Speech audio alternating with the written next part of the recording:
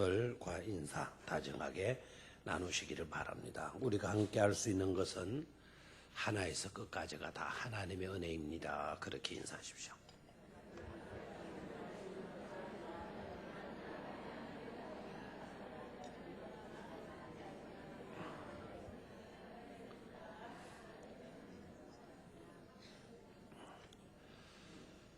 오늘 저녁의 말씀의 제목은 눈을 들어 바라보라 라는 제목을 잡았습니다. 이 바라봄의 법칙, 눈을 들어 바라보라. 바라봄의 법칙에 대해서 말씀을 나누겠는데, 우리가 살아가면서 무슨 소리를 듣느냐 대단히 중요합니다. 귀가 있으니까 그냥 듣고 살지 이렇게 생각하지 마시고요. 무슨 소리를 듣느냐, 이 정말 중요한 문제가 아닐 수가 없습니다. 들음으로써 단순히 우리가 정보를 얻는다, 정보를 획득할 수 있다, 그런 점에서도 우리가 중요하겠지만 무엇보다도 들음에서 뭐가 나기 때문입니까? 믿음이 나기 때문에 그래요. 믿음이 얼마나 소중합니까? 그 소중한 것이 들음으로 말미암는다 그러면은 이 듣는 것이 얼마나 중요한 것인가를 깨달을 수가 있을 것입니다. 그런데 일반적으로는 들음보다 보는 것이 더 중요하다. 듣는 것도 중요하지만 그보다 더 중요한 것은 보는 것이다. 이렇게 여기는 사람도 있어요. 그래서 거기에서 생겨난 중요한 한자 성어 있죠. 백문이 불여일견이다. 100번 듣는 것보다 한 번 보는 것이 더 낫다라고 하는 말도 나왔어요. 이 바라봄이라는 거, 이거 본다라고 하는 거, 이게 얼마나 중요한가 하는 것을 말해주고 있는 것입니다. 사실 우리가 이 믿음이라고 하는 주제를 다루기 전에는요, 인간의 근본적인 타락의 원인이 어디에서 나왔는가? 사실은 바라봄으로 인하여서 인간이 타락하게 되어진 거죠. 그래서 믿음을 주제로 먼저 가르치기 전에요, 바라봄의 문제가 대두됩니다. 창세기 3장을 여러분이 읽어보시면 사탄의 미혹을 누가 받게 돼요? 하와가 받게 돼요. 미혹을 받게 돼요. 그래서 하와가 선악을 알게 하는 나무를 바라본 적 그랬어요. 이전에도 그 나무를 본 적이 있었을 겁니다. 그런데 이전에는 바라보아도 별 문제가 안 되었어요.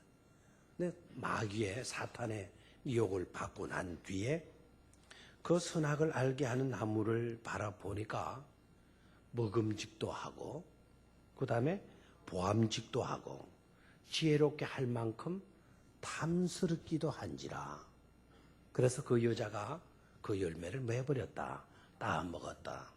자기만 떠먹은 게 아니고 또 누구에게 권했다? 자기 남편에게 먹으라고 주었다. 자, 그러니까 인류를 죄악 가운데 빠지게 만든 그 근본 원인이 뭐였는가? 바로 바라봄이었다 하는 것이죠. 가히 바라봄의 중요성을 가늠할 수 있는 그런 심각한 사건이라 이렇게 말할 수가 있을 것입니다. 여러분, 얼마 전에 불과 2, 3일 전인가 국민일보에 고려대 교수들이 말이죠, 음주 학생들을 상대로 해서 설문을 조사하고 그리고 그 결과를 발표를 했습니다. 조사해 본 결과 음주하는 학생, 술을 마시는 학생 가운데 30%가 자기 부모로 말미암은 것이라고 이렇게 조사 결과가 나왔어요. 그러니까 음주하는 부모에게서 음주하는 모습을 바라보면서 자랐기 때문에 30%의 숫자가 부모 때문에 음주하는 학생이 되어져 버렸다는 것이죠. 자, 그러면은 음주하는 부모 밑에서 자라난 아이는 모두가 음주하는가? 다들 술을 마시고 그렇게 하는 것인가? 사실 그렇지를 않아요. 동양사상, 동양의학에는 음양의 그 법칙이 있잖아요. 그죠? 긍정이 있으면 부정이 있어요. O가 있으면 NO가 있죠. OK가 있으면 NO가 있고. 그와 같듯이 음주하는 부모 밑에서 자란 아이들 가운데 거기에도 두 가지 반응을 볼 수가 있어요. 먼저는요, 술꾼집에서 내가 태어났으니까 술 마시는 것만 보면 자라는데 술꾼밖에 더 될 게 있겠느냐라는 식으로 술을 퍼마시는 그와 같은 서글픈 현상. 그러니까 내 집안이 그렇다. 우리 부모가 그렇다. 나는 어릴 때부터 술 마시는 거, 그런 것밖에 본 것이 없다. 그래서 자기도 술을 마시게 되었노라. 이렇게 이제 나타나는 현상이 있을 수가 있고, 그렇다고 음주하는 부모 밑에 다른 아이들이 다 음주하냐? 정반대입니다. 정반대로 똑같은 음주하는 부모 밑에서 태어나서 자란 아이였어도 술이라면 아예 근처도, 술이라면 냄새 맡기도 싫어하는 그런 자녀들도 있죠. 왜 그렇습니까? 이 아이는 부모가 술 마시고 형편없는 그와 같은 모습을 볼 때마다 속으로 다짐을 하는 거예요. 나는 술로 인해서 남을 서글프게 만들지 않겠다. 나는 술로 인하여서 이성을 잃어버리는 그런 인간은 되지 않겠다. 이렇게 다짐을 한 것이죠. 그래서 아버지의 부정적인 면을 보면서 절대로 술로 인해서 나는 남에게 고통을 주지 않겠노라. 똑같은 술 마시는 부모 밑에서 자랐어도요, 한 아이는 내가 본 게 이것밖에 없으니까, 또 한 아이는 그걸 바라보았음에도 나는 저렇게 술로 인하여서 이성을 잃어버리는 그런 자는 되지 않겠어. 이렇게 결단하는 겁니다. 뭐가 중요합니까? 어떤 관점으로 바라보느냐. 어떤 관점으로 바라보느냐. 이 바라봄의 법칙이 대단히 중요한 것임을 알 수가 있습니다. 여러분, 이스라엘 백성들이 출애굽해서 하나님이 약속하신 땅이 어디였습니까? 가나안 땅이었죠. 그죠? 가나안 땅. 그 가나안 땅에 들어가고 못 들어가고 그 차이가 어디에서 있었습니까? 가나안 땅에 들어간 자는 어떻게 들어갈 수가 있었고, 가나안 땅에 못 들어간 백성들은 어떻게 해서 못 들어갔느냐. 그 근본 원인이 어디에 있었습니까? 바로 바라봄의 문제였죠. 10사람의 정탐꾼들은 말이죠, 인간의 눈만 가지고 이성적인 렌즈를 끼고 가나안 땅을 바라보았어요. 그러니까 우리가 저 땅에 들어가기라는 것은 이거는 어렵다. 이거는 불가능이다. 어떻게 우리가 이성을 무너뜨릴 수가 있고 저 장대 같은 사람들을 물리칠 수가 있을 것인가? 이거는 불가능하다. 그렇게 얘기했잖아요. 반면에 두 사람의 정탐꾼들은 어떤 관점으로 바라봅니까? 하나님의 언약이라고 하는 렌즈를 끼고 바라보잖아요. 힘들고 어려워도 하나님께서 우리에게 주심하고 말씀해 주셨다. 그러니까 하나님의 언약이라고 렌즈를 끼고 그 가나안 땅을 바라보게 되죠. 놀라웠게도 이 두 사람은 가나안 땅의 주인공이 되게 되고, 육의 안경을 끼고 육의 렌즈를 끼고 바라보았던 10명뿐만 아니라 그를 추종했던 출애굽 1세들은 다 광야의 주인공이 되고 말지 않습니까? 여러분, 가나안 땅의 주인이 되려고 합니까? 아니면 광야의 주인공이 되려고 합니까? 큰 소리로 대답해야 돼요. 여러분이 시인대로 되니까요.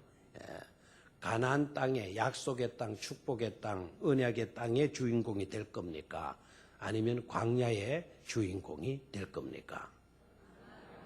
큰 소리로 고백하는 이렇게 안 할 겁니까? 다 같이 가나안 땅의 주인공. 시작. 가나안 땅의 주인공이 되고 싶습니다. 다시 시작. 가나안 땅의 주인공이 되고 싶습니다. 아멘. 다 될 수 있기를 축원합니다. 이 세상에서 진탕 고생한 것도 참 어떻게 보면 억울한데, 죄만 안 지었으면 다 아름답게 복되게 살아갈 수 있는데 그것도 억울한데, 가나안 땅에 영광된 하나님의 나라에 들어가지 못하고 이 땅의 삶으로 족하겠습니까? 절대로 우리는 그런 사람이 한 사람도 나와서는 안 될 줄로 믿습니다. 하고 보면 무엇을 보느냐, 또한 보되 어떤 관점으로 보느냐, 이 문제는 인생의 내일을 결정 지을 수 있는 중요한 문제가 아닐 수가 없습니다. 자, 오늘 주신 하나님의 말씀 가운데 등장하는 두 인물, 누구를 꼽을 수가 있겠습니까? 아브라함과 롯을 꼽을 수가 있겠죠. 그죠? 아브라함과 롯의 에피소드. 이 이야기에서 우리는 바라봄으로 인하여서 또 갈래길이 형성되는 것을 볼 수가 있습니다.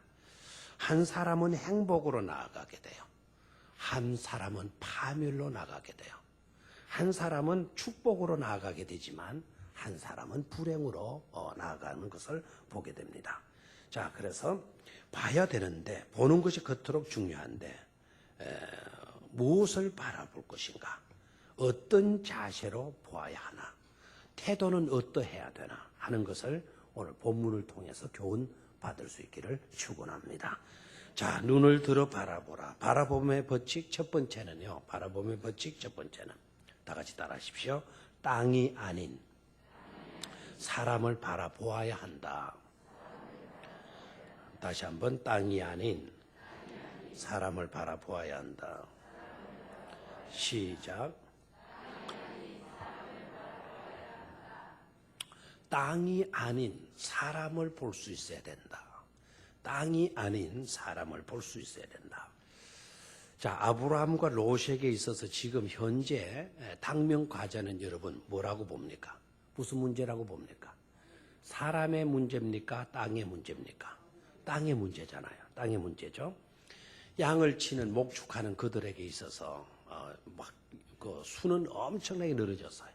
양떼들이 많아지고 소떼가 많아지고 그러다 보니까 풀이 많아졌잖아요. 농사 지는데 땅, 풀, 이 중요한데 유목하는 사람들에게 있어서 중요한 거는 땅과 풀과 물이에요. 가축이 살아가야 되니까. 그래 풀이 있으려고 하니까 많은 땅이 필요로 하잖아요. 이 땅의 문제가 필수적인 겁니다. 그런데 이들에게 있어 땅 문제가 심각했던 거는 하나님께로부터 이들이 복을 받아요. 그래 양떼들의 수가 많아지는 겁니다. 그래 목초지가 적은 거예요. 땅의 문제가 생긴 겁니다. 그래서 아브라함의 종들하고 롯의 종들하고 서로 좋은 땅 차지하고 서로 좋은 풀 차지하고 그리고 양떼들이 막 뒤섞이니까 이건 네 거다 내 거다 막 이렇게 해서 싸움들이 일어나게 되죠. 그러니까 이 땅의 문제 심각했단 말이에요. 사실 땅의 문제는 아브라함과 롯만의 공통적 문제가 아니잖아요. 전 인류의 문제가 바로 뭐의 문제입니까? 땅의 문제죠. 솔직히 대답을 해요. 땅의 문제 아닙니까? 땅의 문제 맞죠? 여러분들도 지금 소원이 있고 돈이 좀 생기면 뭐 하고 싶습니까? 라고 물으면 땅 좀 사놓고 싶다. 이 부동산 문제가 좀 정리가 돼가지고 지금은 저라지만 얼마 전까지만 해도 땅 투기 문제가 얼마나 심각해. 이번에 참 안타까운 거는 검찰총장으로 내정됐던 사람이 그만 털컥해서 사퇴하고 말았죠. 대통령에게 누를 끼쳤어요. 참 답답해요. 그런 거를 자기가 뻔히 알 텐데 근데 자기를 시키려고 해도 난 못합니다.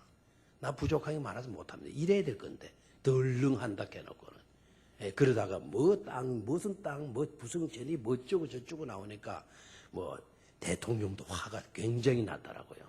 대통령도 어떻게 그렇게 거짓말을 했냐고. 거짓말하는 건 용납할 수가 없다. 이명박 대통령 얼마나 화가 났겠어요. 그렇죠? 이 땅의 문제, 공통된 문제입니다. 그런데 여러분 보십시오. 땅에 공통된 과제를 안고 있고, 제가 우리 부동산 투기 문제만 이야기했지만, 인류 역사의 전쟁이 왜 일어났나? 그 전쟁의 원인은 다 뭐의 문제죠? 영토 싸움 아닙니까? 그 영토가 뭡니까? 땅 위에 땅 차지하기 위한 전쟁이었단 말이에요. 그러니까 땅의 문제는 이건 예사로운 문제가 아니다 이거예요. 그런데 이 땅의 문제가 이 아브라함과 롯의 이제 땅의 문제에 부딪히게 되는데 그런데 중요한 것은 아브라함의 삶과 롯의 삶의 대조적인 모습이에요. 아브라함은요 인류의 공통적인 관심사가 되는 땅을 중히 여기는 모습이 아니고 사람을 중요히 여기는 그런 모습을 우리에게 보여주고 있습니다. 이게 중요한데요. 왜 이와 같은 모습을 보여주나? 저와 여러분들을 위해서, 저와 여러분 들어야서. 그래서 아브라함은 인류의 공통적인 관심사에 뭐를 바라보지 않았다? 땅을 바라보지 않았어요. 그의 주되는 관심은 땅에 있는 것이 아니고 사람에 있었다라는 것을 우리는 깨달아야 돼요. 땅 때문에 조카 롯과 불화하게 되는 것을 아브라함은 뭐 하지 않았어요? 원치 않았어요. 그래서 아브라함과 딱 마주 앉아서 우리 이거 네 양이다 내 양이다 내 종 네 종이 이렇게 싸워서는 안 된다. 우리는 한 고륙이지 않냐. 우리는 한 집안 식구지 않느냐. 우리는 한 집안이다. 집안끼리 이렇게 싸워서는 안 되지 않느냐. 그러니까 우리 이렇게 싸움질 하는 것보다 우리 차라리 분가하자. 우리 앞에 이렇게 넓은 땅들이 있는데 네가 마음에 들어하는 땅을 네가 먼저 선택을 하도록 해라고 이렇게 제안을 하잖아요. 그렇죠? 자, 이것은 바로 아브라함의 삶의 특징적인 아름다운 모습이 되어지겠는데 여기에서 볼 수 있는 것은 아브라함은 다툼을 원하는 사람이 아니라 화목과 평화를 원하는 삶을 산 인물임을 알 수가 있죠. 그렇죠? 그러면서 선택권을 롯에게 먼저 줍니다. 원래 선택권은 찬물하는 냉수도 위아래가 있다 그러죠. 그렇죠? 그러니까 우선권을 가져도 아브라함이 먼저 가져야죠. 삼촌이니까. 그러니까 자기가 우선권을 가질 수도 있을 것인데 내가 이 땅 차지할 거니까 너는 저리 가도록 해. 우리 싸우지 말고 그렇게 해. 이렇게 해도 감지덕지 않은 일이 되어질 건데 아브라함은 우선권, 땅의 그 공통적인 관심사, 중요한 땅의 문제를 두고도 네가 먼저 선택해라. 네가 우하면 나 자하겠다. 네가 자하면 나 우하마. 이렇게 나오잖아요. 그러니까 아브라함의 삶에서 나타나고 있는 특징적인 요소는 땅보다도 아브라함은 누구를 더 중요시 여기고 있나요? 사람을 중요시 여기고 있는 것임을 깨달을 수가 있어요. 내가 우선권을 가지면 좋은 땅 내가 딱 차지하잖아요. 그럼 내 소유가 더 많아질 수가 있잖아요. 그런데 아브라함은 자기의 소유가 많아지는 것보다 평화를 원했던 겁니다. 화목을 원했던 거예요. 이게 아브라함의 삶의 특징입니다. 타인의 상처를 주어가면서 또 땅 문제 때문에 상처를 주거나 땅 문제 때문에 내가 고통을 당하거나 그런 거를 아브라함은 원치를 않아요. 자기가 손해를 보더라도 자기가 양보를 하더라도 평화롭게 사이좋게 지내는 그런 것을 아브라함은 더 귀하게 여겼던 것을 볼 수가 있죠. 그런데 롯은 어떻습니까? 롯은 사람을 중요시 여기고 있는 것이 아니라 롯의 마음에는 땅밖에 없어요. 땅밖에. 곁에 있는 사람, 고마운 아브라함은 안중에도 없어요. 아브라함이 자기에게 네가 선택권을 가져라. 네가 먼저 우선권을 가지고 선택을 해라. 네 좋을 땅을 네가 먼저 정하도록 해라. 그러니까 그 롯은 그 말이 떨어지자마자 자기 앞에 펼쳐져 있는 땅을 선택하잖아요. 그 땅이 어떤 땅입니까? 소알 땅이죠. 소알 땅. 소알 땅은 그때 당시 에덴 동산과 같았다 이렇게 되어 있어요. 그러니까 소알 땅이 얼마나 아름다워하는 것을 여러분 짐작할 수 있잖아요. 저 땅은 에덴이에요. 여러분 앞에 에덴 땅이 펼쳐져 있고 여러분에게 선택의 우선권이 여러분에게 주어져 있다 한다면 여러분 두 말도 안 하고 어느 땅 내 거 하겠습니까? 에덴과 같은 소알 땅을 여러분 차지하겠죠. 그것도 남들보다 여러분이 먼저 차지하고 싶어서 막 그냥 신발도 안 신고 쫓아가가지고 말도 꽂겠죠. 안 그렇겠어요? 또 말도 꽂거나 돌을 세우거나 하지 않겠습니까? 근데 이 롯이 그랬어요. 옆에 있는 아브라함 안중에도 없어요. 자기보다 윗사람이에요. 자기 삼촌이에요. 지금까지 쫄쫄 아브라함 따라와가지고 지금까지 자기를 보살펴주고 지켜주고 함께했던 그런 어른이에요. 그럼에도 불구하고 롯은 한 번도 삼촌이 먼저 선택하세요. 삼촌이 좋은 땅 가지시고 저는 이 벤두리 땅도 괜찮아요. 이래야 될 건데 아브라함이 그렇게 제안하자마자 땅밖에 안 보였으니까 소알 땅 선택해서 그곳으로 달려가지 않습니까? 자, 롯은 자신의 생각을 우선하죠. 아브라함은 하나님의 뜻을 우선했고 아브라함은 이웃과의 화목을 중요시 여겼지만 롯에 있어서는 그런 것은 안중에도 없었다 하는 것이죠. 어떻게 보면요, 롯은 악착같이 성공해야 되고 악착같이 움켜져야 된다. 이 세상 사람들의 사고방식을 대표하고 있는 현대인들의 어떻게 보면 표상이라고 할 수가 있겠고, 아브라함은 묵묵히 모든 것을 양보하고 배려하고 손해보고 희생하고자 하는 신앙인들의 표상으로 등장하고 있는 것이 아니겠는가 하는 생각을 가져요. 롯은 세상 사람들, 철저하게 성공제일주의에 빠져있는 현대인들의 오늘날 사람들의 표상이라고 한다면, 아브라함은 모든 것을 양보하고 손해보고 자기가 손해보고 내가 손해보고 남을 잘 되도록 이렇게 배려해주고 있는 그런 삶, 그런 삶이야말로 신앙인들의 삶인 것인데, 하고 보면 그러한 신앙인들의 삶의 모습을 나타내주는 신앙인들의 표상이 되고 있지 않는가 하는 것입니다. 롯은 싸움을 하건 말건 누군가 상처를 입건 말건 철저하게 자기 이익만을 추구하는 사람의 대표라고 한다면, 아브라함은 오직 믿음으로 그 사람에게 상처를 주지 않기 위해서, 이웃에게 상처를 주지 않기 위해서 자신의 희생을 선택해버리는 그와 같은 사람.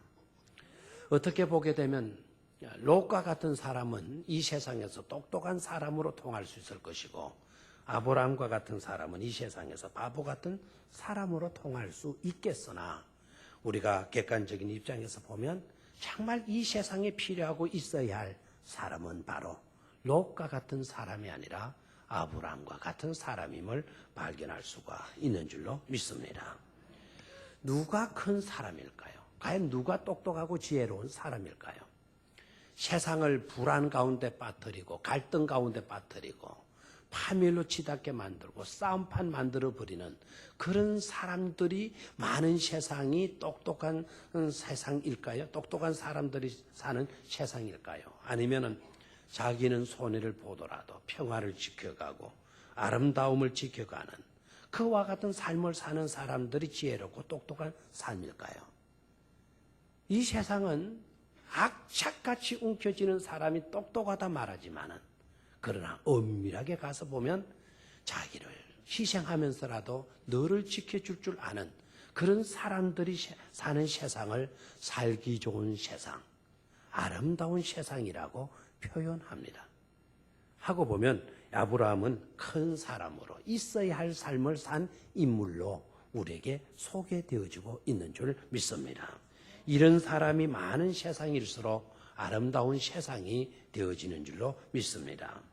롯과 같은 사람이 많을수록 더욱더 심각한 경쟁에 빠지게 되어질 것이고, 자기밖에 모르는 내 이익만 있으면 된다라고 하는 사고방식밖에 가진 사람이 없다고 한다면 언제나 우리는 불안과 갈등과 정말 괴로움 속에서 살아갈 수밖에 없을 것입니다. 성경은 그러면 어떻게 결론을 내리는가 하는 것입니다. 성경은 분명히 빼앗는 사람보다, 움켜쥐는 사람보다, 자기밖에 모르는 사람보다 손해볼 줄 아는 사람이 더 복된 사람임을 말해주고 있어요. 사도행전 20장 35절 말씀 여러분 기억하시죠? 다 같이 한번 따라해요. 주는 것이 받는 것보다 더 복이 있다. 아멘. 주는 것이 받는 것보다 더 뭐하다? 복이 있다. 자, 롯의 삶이 복이 있냐? 아브라함의 삶이 복이 있느냐? 어느 삶이 복이 있다는 겁니까? 손해보고 우선권을 남에게 던져버리고 중요한 땅의 문제인데도 불구하고 그걸 이웃에게 선뜻 내어놓는 아브라함의 삶, 바보 같은데, 그런데 오히려 성경은 그런 사람이 복이 있다라고 말씀을 하고 있습니다. 조금 있다가 세 번째 단락에서 다시 이 점을 다루어 보도록 하겠습니다. 여러분, 이해해 주는 사람이 위대합니까? 이해를 받는 사람이 위대합니까? 사랑받는 사람이 행복할까요? 사랑하는 사람이 행복할까요? 자, 수준 낮은 사람은요, 자기만 사랑해달라 그래요. 왜냐하면 사랑받는 게 최고인 줄 생각하니까. 아직 덜 성숙해서 그래요. 성숙한 사람은 뭐예요?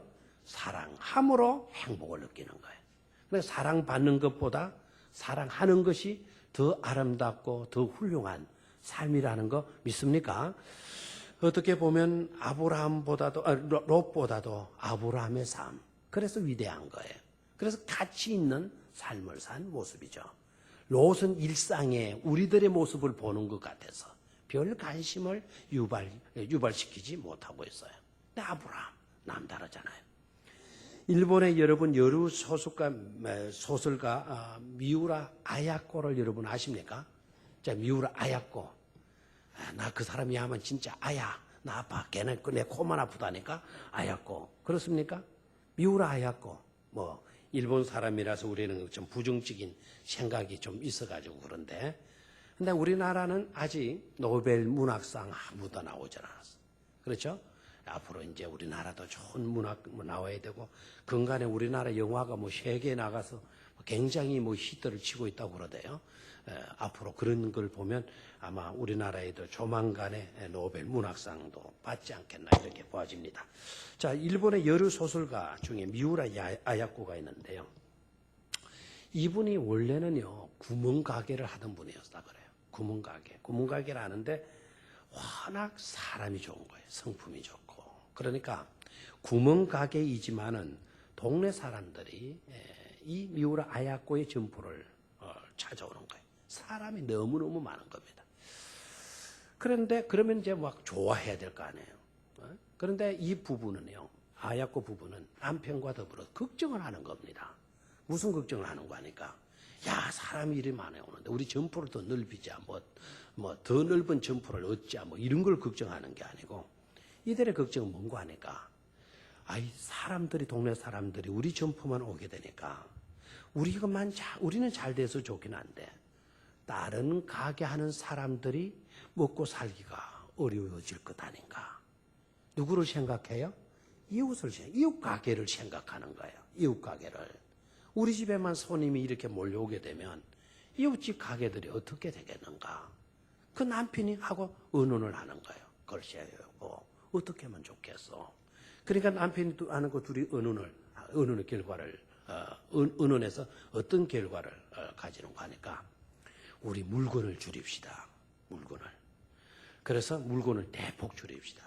손님들이 찾아오면 없다고 그러고 그 물건은 저쪽 가게에 가면 있을 거라고. 제가 봤는데 얼마 전에 그 물건이 싱싱한 게 그 가게에 들어가는 거 보았다고. 이렇게 말해주자고. 그래서 부부가 그렇게 하는 거예요. 그래서 이제 물건을 대폭 줄이는 거예요. 수많은 사람이 찾아와가지고 찾는데, 뭐 찾으면 우리 갖다 놓고 팔아야 되잖아요. 수입을 위해서는. 근데 이 부부는 자기 집 일부러 안 갖다 놓는 거예요. 저 옆집에 그거 봤다고, 저 옆집에 그거 봤다고. 손님들을 다 어디로 보내요? 옆집으로 다 보내는 거예요. 옆집도 살아갈 수 있도록 하기 위해서. 그리고 그러다 보니까 자기 집에 이제 손님이 점점 줄어들게 됐어요. 이러면 망해야 되잖아요. 근데 줄어지니까 그때부터 미우라 아야코가 자기 시간이 생기기 시작하는 거예요. 그때부터 성경을 읽고 그때부터 소설을 쓰기 시작했어요. 거기에서 그때 써진 소설이 바로 뭔가 하니까 빙점이라고 하는 소설이고요. 그 빙점의 내용이 바로 그런 내용을 담고 있고, 그리고 베스트셀러가 되었고, 그게 노벨 문학상을 받게 된 겁니다. 아무도 하면 안 해요. 이것도 나쁜 심보라니까요. 내가 안 받았는데 뭘 그렇게 그래. 뭐 이러지 말고, 남이 받았어도 남이 받은 거를 내 기쁨으로 내가 받은 것처럼 기뻐하는 마음이 복 있는 마음이 된다는 것을 깨닫기를 축원합니다. 일본 사람이 받았지만 우리가 받은 것처럼 행복할 수 있잖아요. 그 내용이 얼마나 좋아요. 거기에서 썼어요. 여러분, 노벨 문학상 받게 되면 상금이 얼마인 줄 알아요? 약 12억 정도 됩니다. 얼마요? 12억. 생각해봐요. 자, 좀 더 벌기 위해서, 손님들 더 끌어모으기 위해서 막 더 물건을 늘여놓고 팔아가지고는 그 불과 3, 4년 만에 12억 벌을 수 있겠어요? 못 버는 거예요. 베푸는 자가 복이 있음을 깨닫기를 축원합니다. 이웃을 생각하잖아요. 롯과 같은 인생 되지 말고 땅에 미쳐 있는 그런 사람 되지 말고 땅도 중요하지만 아브라함은 사람을 보고 있잖아요. 네가 좋은 땅 선택해라. 바라봄의 제1원리가 땅이 아닌 사람을 볼 수 있어야 된다. 깨닫기를 축원합니다. 두 번째로 눈을 들어 바라보라. 바라봄의 법칙 두 번째는 사람만을 바라보지 말고 하나님을 바라보라 하는 것입니다. 따라하십시오. 사람만을 바라보지 말고 하나님을 바라보라. 다 같이 시작. 아멘. 사람만을 하지 말고 바라보지 말고 땅만 바라보지 말고 뭐 바라보자? 사람 바라보자. 그렇다고 사람만 바라봐서는 안 된다. 사람만 바라보지 말고 누구 바라보자? 하나님 바라보자. 자, 롯이 떠나갔어요. 롯이 아브라함을 떠나갔습니다. 떠나갈 때에 롯의 모습, 연극 잘 하시는 분들, 또 글을 잘 쓰시는 분들 이런 걸 좀 소재해서 좀 써봤으면 좋겠어요. 롯과 이제 아브라함이 분가를 합니다. 분가를 하고 떠나가는데 아마 롯이 떠나가는 장면을 여러분 연상을 좀 해봤으면 좋겠어요. 이 땅 문제 왔을 때 한 번도 삼촌 먼저 이렇게 하지 않고 자기가 좋은 땅 딱 차지해버리는 롯의 심리를 우리가 좀 생각해 본다면 분가에서 떠나갈 때 롯은 한 번도 뒤를 돌아본 적이 있을까? 뒤도 한 번 안 돌아보고 아브라함 곁을 떠나지 않았겠는가? 충분히 그럴 수 있는 심리 현상임을 우리는 알 수가 있어요. 뒤도 한 번 안 돌아보고 유유히 떠나가 버리는 거예요. 자, 그렇게 떠나가 버리는 모습을 삼촌인 아브라함이 지켜보는 겁니다. 어떤 생각이 들었을까요? 어떤 생각? 내가 우선권을 주었더니 저놈이 좋은 땅 딱 차지하더니 뭐 두 말도 안 하고 딱 저 땅입니다 찍더니 그곳으로 자기 식솔들을 데리고 떠나갑니다. 뒤도 한 번 안 돌아보고 떠나갑니다. 유유히 떠나가 버립니다. 아브라함, 그 늙은 아브라함의 그 뒷모습을 바라보고 있는 광경 생각해보고 그때의 아브라함의 마음이 어떠했을 것인가. 삼촌 그간에 고마웠습니다. 좋은 땅 선택할 수 있는 기회를 저한테 먼저 주셔서 고맙습니다. 이런 고마운 마음 갖기는커녕 뒤도 한 번 안 돌아보고 떠나는 그 롯을 볼 때 아마 아브라함의 심정은 씁쓸해했거나 어떻게 보게 되면 섭섭해했거나 아니면 실망했을는지도 모릅니다. 그런데 아브라함이 그런 그 사소한 생각에 사로잡혔다 그러면은 아마 망감이 교차되어지고도 남았지 않겠어요? 내가 너를 얼마나 생각했는데 내가 지금까지 너한테 정말 잘해주려고 그토록 애를 썼는데 네가 이 모양으로 떠나가냐? 네가 그렇게 무정하게 냉정하게 그렇게 떠나가냐? 내가 너한테 해준 게 얼마냐? 다시는 사람 도울 필요가 없어. 다시는 이웃 생각할 필요가 없어. 아마 이렇게 아브라함이 결론을 내렸다면 아브라함도 조금 우리보다 나은 사람일 수 있지만 대단한 사람은 아닐 수도 있습니다. 자, 그런 모습을 바라보면서 일단 우리가 여기서 깨달아야 될 메시지가 있어요. 그건 바로 뭡니까? 결국 인간은 의지해야 할 대상이 아니라는 거. 그러니까 의지해야 할 대상이 아니기에 지나치도록 사람을 의존하거나 사람을 바라보게 되면 우리는 실망하는 일을 피할 수가 없다. 실망케 될 수밖에 없다라는 것을 우리는 교훈받아야 될 줄로 믿습니다. 그런데 아브라함이 롯을 지켜보니까 뒤도 안 돌아보고 가요. 섭섭한 감정도 생겼을는지도 몰라요. 그렇죠? 그토록 잘해주었더니 롯의 입장에서는 그것이 당연한 것처럼 생각을 하고 고맙다 인사도 한 번 안 하고 떠나가 버리네요. 그 떠나는 발에는 어떻게 보면 허전한 허탈한 현장인데도 불구하고 아브라함이 그 다음 취한 행동을 봐야 돼요. 롯이 그렇게 떠나갔어요. 그때 아브라함이 섭섭하다. 참 입맛을 쩍쩍 달리면서 겸연쩍어하는 그런 아브라함의 모습이 아니라요. 그 다음에 등장하는 아브라함의 모습은 다 같이 따라요. 하나님의 이름을 불렀다. 하나님의 이름을 불렀더라. 누구의 이름을 불렀다고요? 하나님의 이름을 부르고는요. 장소를 옮기는 곳마다 하나님께 뭐를 드렸더라? 예배를 드렸더라. 제사를 드렸더라. 따라하십시오. 하나님께 제사를 드렸다. 나중에 보게 되면은요. 나중에 아브라함은 오히려 번성합니다. 근데 롯은 그 비옥한 땅에 들어갔는데 공경에 빠지잖아요. 적군들이 쳐들어와 가지고는 소돔에 있는 사람들 다 잡아가잖아요. 거기에 누가 살고 있었어요? 롯도 살고 있으니까 롯도 끌려갔죠. 롯도 끌려갔다는 거. 삼촌 도와달라고 편지 보내니까 아브라함이 누구를 구하러 갑니까? 롯을 구하러 가죠. 그죠? 아브라함은 군인입니까? 아니잖아요. 조카가 위경에 빠져 있다. 포로로 끌려갔다는 소식을 듣고 군대도 없는데 전쟁할 수 있는 남자들을 불러가지고는 그걸 군대로 만들어가지고 롯 구하러 갑니다. 그리고 누구를 구해옵니까? 목숨을 걸고 싸워가지고는 끌려간 롯과 그의 일가 친척들을 다 건져내잖아요. 우리 같으면 어떻게 했어요? 그럼 고맙다 인사도 한 번 안 하고 떠나가는 그 못쓸 인간. 이놈의 자식 뒤도 한 번 안 들어보고 떠나가는 이런 인간. 잘 됐다. 그놈 자식. 그렇게 되어도 싸다. 우리 같으면 이렇게 했죠. 그죠? 안 우는 사람은 그런 것 같아. 우는 사람은 약간 그랬을 것 같아. 안 그럴 것 같아. 우리 같으면 안 도와줄 거예요. 꽃이다고 막 잘 됐다고. 그놈 그렇게 될 줄 알았다고. 막 이렇게 나오지 않겠어. 그런데 자기가 군인도 아니면서 또 나이가 얼마나 들었어요. 그럼에도 불구하고 자기 밑에 있는 젊은이들을 뽑아가지고 롯 구하러 갑니다. 롯을 구해옵니다. 뿐만 아니라 천사들이 와가지고는 소돔 땅에 간대요. 왜 갔냐 물으니까 소돔 땅 멸망시키려고 간다 그래요.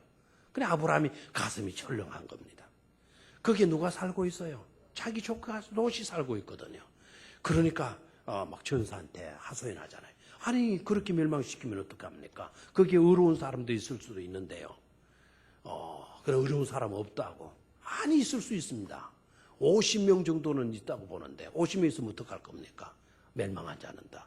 45명 있으면 어떡합니까? 멸망시키지 않는다. 그런데 멸망한다는 거예요.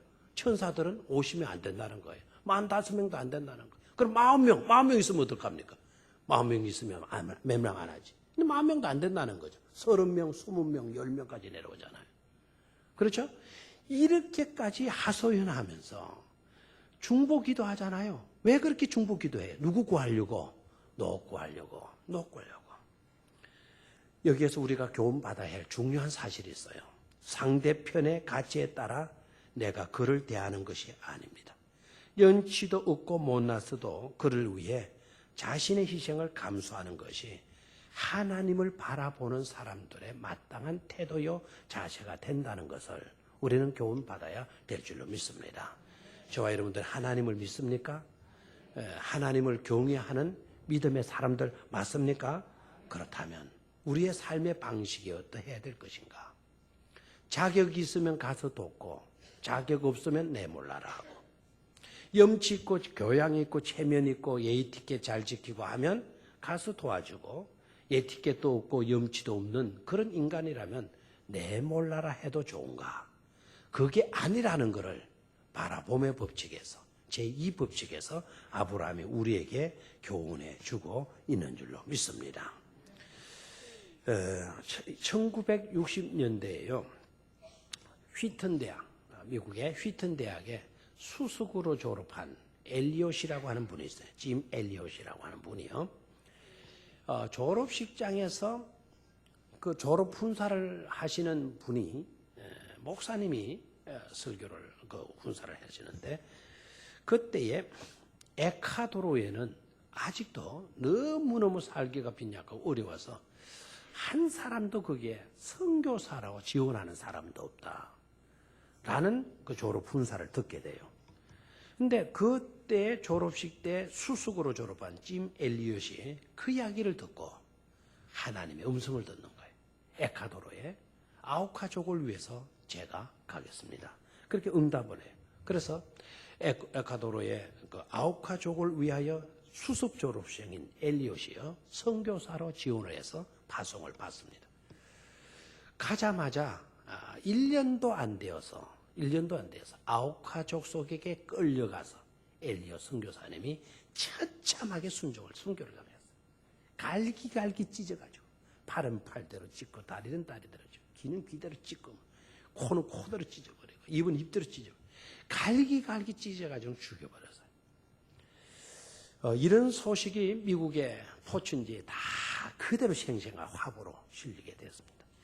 그렇다면 다 치를 떨고 그래야 되잖아요. 1년 뒤에 바로 그 짐 엘리엇의 부인이었던 짐 엘리엇의 부인이 간호사 훈련을 받고 에콰도르에 선교를 떠납니다.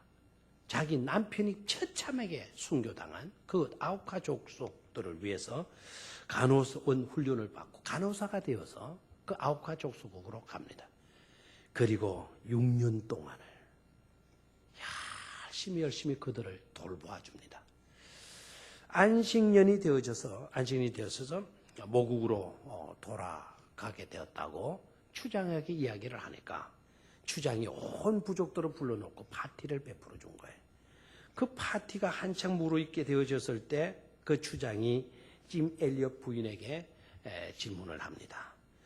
늘 우리 앞서서 고통을 함께하는 당신은 도대체 누구입니까? 당신이 지금까지 우리를 위해서 이토록 헌신하고 고생 많이 하셨는데 이렇게 헌신적으로 도와준 당신은 도대체 누구입니까? 라고 질문을 했습니다. 그랬더니 짐 엘리엇 부인이요. 사실은 6년 전에 당신들이 죽인 그 사람이 내 남편입니다. 그리고 나와 내 남편이 섬기는 하나님의 사랑 때문에 여기까지 와서 제가 봉사하고 섬기게 된 것입니다. 라는 말을 해줬어요.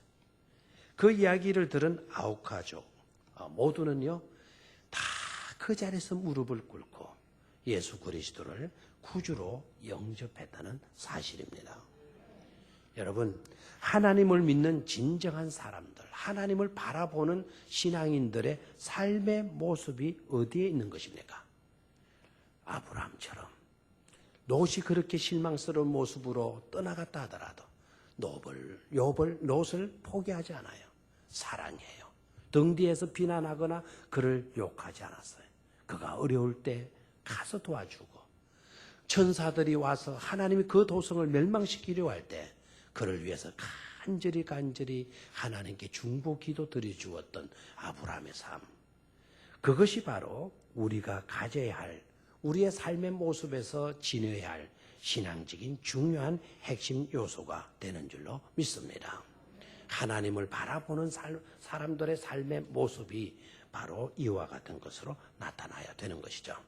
반면에 그러면 롯은 어떻게 되느냐? 롯은 아브라함을 떠났어요. 아브라함을 떠나고 그런 롯이라고 하는 그 롯이 평지 소알 땅으로 내려가요. 그러면서 그 넓은 에덴과 같은 동산에도 머물고 살지 않고 그게 안주하지 않고 거기서 또 이사를 갑니다. 거기서 약간 떨어져 있는 약 한 13km 정도 떨어져 있는 어디로 이사를 가는 소돔으로 가요. 성경은 분명히 기록하고 있죠. 소돔은 악하여 여호와 앞에 큰 죄인이었더라. 이렇게 되어 있어요. 여러분 타락한 사람 동성애하고 말이죠. 요사이 뭐 그런 일들이 많잖아요. 그런 사람들을 말할 때 영어로 뭐라는 줄 알아요? 소돔이라고 그래요. 소돔 사람들의 삶의 양태라는 거예요. 근데 그곳으로 자꾸 뭐하게 들어갑니까? 이사에 들어가는 거예요. 소알 땅에서 다시 어디로 가요? 소돔 땅으로. 그래 결국 그 땅이 저주받아서 불바다가 되어버리지 않습니까? 하나님을 떠나고 경건된 믿음의 사람을 떠나게 되면 하나님의 이름을 부르는 데서 떠나게 되고 하나님을 예배하는 자리에서 떠나게 되게 되면 점점 파멸의 구렁텅이로 다가가게 된다는 것을 우리는 깨달아야 될 줄로 믿습니다. 그들의 악기는 멸망밖에 없다라는 거. 반대로 모든 것을 양보했어도 모든 것을 손해보았어도 하나님 이름 부르고 가는 곳마다 제단 쌓고 하나님을 예배하는 사람에게는 뭐가 따라요? 축복이 따른다는 거. 그게 바로 바라봄의 법칙 제3원리입니다. 따라하십시오. 하나님의 상급을 바라보라는 것이다. 다 같이 시작. 바라봄의 법칙 세 번째는 뭘 바라보라? 하나님의 상급을 바라보라. 제1법칙은 뭐라 그랬죠? 땅이 아니라 사람을 보라. 제2법칙은 사람만 보지 말고 하나님을 바라보라. 바라봄의 법칙 제3은 뭐죠? 하나님의 상급을 바라보라 하는 것입니다. 여러분, 사람을 진짜 사랑하고 하나님을 바라보고 하나님을 예배하며 사는 사람들에게는 반드시 하나님께서 약속하신 상급이 따를 줄로 믿습니까? 하나님은 우리를 실망시키시는 분이 아니시잖아요. 이웃을 사랑하라는 분부를 지키면서 하나님을 바라보고 하나님을 예배하는 사람에게 하나님이 상급 주시지 아니할 이유가 없는 거예요. 절대로 우리를 실망시키지 아니하시는 분이시기 때문에 그 이상의 만배의 복, 뭐 천만배의 복까지도 아낌없이 베풀어 주시는 줄로 믿습니다. 세상이 나를 버리면 하나님이 가까이 옵니다. 결코 혼자 있도록 하나님은 내버려 두지 않습니다. 롯이 떠났으니까 나 외로워서 어떻게 살지? 이런 걱정 안 해도 돼요. 롯이 떠나가니까 누가 가까이 와요? 하나님이 아브라함을 부르시죠. 롯이 떠나가서 뒤도 한 번 안 들어보고 떠나가서 그럴 수도 없잖아요. 그럴 수가. 고맙다 인사도 한마디 안 하고 떠나갑니다. 이렇게 매정할 수가 되겠죠. 우리 교회는 한 인간도 그런 인간이 나오지 않기를 축원합니다. 예? 아무것도 아닌 것 가지고도 고맙다 이래야지. 그냥 불만하고 엄청난 복을 받고 은혜를 받고도 불만이나 하고 뒤도 안 돌아보고 이러면 안 돼. 100가지를 잘해주다가 한 가지 안 해줬다고 한 가지 안 해줬다고 실망했다 그러고 떠나간다 그러면 이게 무슨 사람의 삶이 그런 식으로 되어져야 되겠어요. 우리는 그런 인간 되지 말기를 바랍니다. 100가지 못 해주고다가 100가지 섭섭했다가 한 가지 잘해주면 그 한 가지 때문에 늘 고맙다이 인사하시며 사시기를 축원합니다. 알겠어요? 그러면 우리는 고마움 감사가 넘쳐나는 교회가 될 줄로 믿습니까? 자, 하나님의 상급을 바라보라고 그래 이야기를 했는데, 자, 롯이 떠나게 되니까 누가 다가옵니까? 하나님이 다가오시죠. 롯이 인사 말 한 번 안 하고 고맙다 말 한 번 안 하고 떠나갔어요. 그랬더니 하나님이 다가와서 아브라함아 눈을 들어 동서남북을 말하 그러나요? 바라보라고 그래요. 동서남북을. 롯은 인사말 한마디 안 하고 왔어요. 아브라함에게 하나님이 다가오시더니 너는 눈을 들어 동서남북을 바라보라. 그러면서 하시는 말씀이 바로 뭡니까? 네가 보는 땅을 다 내가 너에게 뭐 하겠다? 주시겠다. 주겠다고 말씀하셨어요. 아멘? 그러니까 동서남북 보이는 땅이 다 내 겁니다. 내일 아침에 저는 저 무룡산 꼭대기로 올라가려고 합니다. 그리고 하나님의 음성을 들어보려고 합니다. 유목사야, 눈을 들어 동서남북을 바라보라. 동쪽은 동해바다요. 남쪽은 남해바다요. 서쪽은 이 울산 시내가 펼쳐지는 아마 무룡산이 여기고 저쪽에 울산대학 쪽에 문순산까지 내가 볼 수 있겠나 싶어요. 예. 그리고 저 북쪽을 바라보면은 경주 땅, 이게 다 동서남북 땅을 내가 너에게 다 주마. 아이고, 감사해 안 감사해? 그때 여러분 저한테 오세요. 예. 몇 번째 땅은 여러분에게 다 나눠 줄 수도 있을 거니까. 여러분 생각해봐요. 눈을 들어 동서남북을 바라보라. 네가 보는 땅을 다 너에게 주겠다. 하나님 말씀하셨어요. 그것도요 영원히 주시겠다 그랬어요. 그리고 아브라함의 자손에게까지 주시겠다 그랬어요.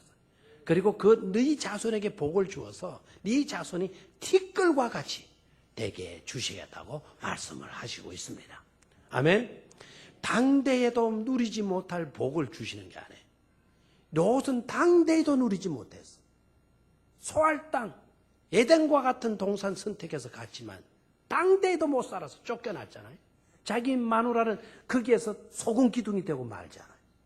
사이들은 다 그 땅에서 다 유황불 맞아가지고 죽어버리잖아요. 이런 비참한 거예요. 그런데 하나님이 주시는 복, 영원한 복이라는 거 깨닫기를 축원합니다. 동서남북을 다 자자손손 대대까지 이르는 후손의 복까지도 약속해 주시고 계시지 않습니까? 자, 오늘 본문 말씀 끝절을 좀 보시도록 하겠습니다. 18절 시작. 이에 아브라함이 장막을 옮겨 헤브론에 있는 마물의 상수리 숯불에 이르러 거주하여 거기서 여호와를 위하여 제단을 쌓았더라. 아멘. 자, 거기에 여러분 헤브론이라고 하는 지역, 마므레라고 하는 지역, 거기다 동글레미를 지놓고요. 그 뒤에 거기서 여호와를 위하여 뭐를 쌓았더라? 제단을 쌓았더라. 자, 마므레라고 하는 이름의 뜻, 이 마므레라고 하는 이름의 뜻은 활력입니다. 뭐라고요? 활력. 활력소, 활력입니다. 활력. 헤브론이라고 하는 뜻은 교제입니다. 교제. 뭐라고요? 교제, 펠로우십, 유니온, 연합하는 거. 우리가 동맹을 맺는 거, 연합하는 거. 자, 거기에서 봐요. 헤브론에 있는 마물의 상수리 숯불에 이르러 거주하며 거기서 여호와를 위하여 뭐 했다? 제단을 쌓았다. 하나님과의 연합이 이루어지고 하나님과의 교제가 이루어지는 거예요. 그랬더니 뭐가 생기는 거예요? 활력이 일어나는 겁니다. 마므레가 일어난다 이 말입니다. 마므레의 뜻이 뭐라고죠? 활력이에요, 활력.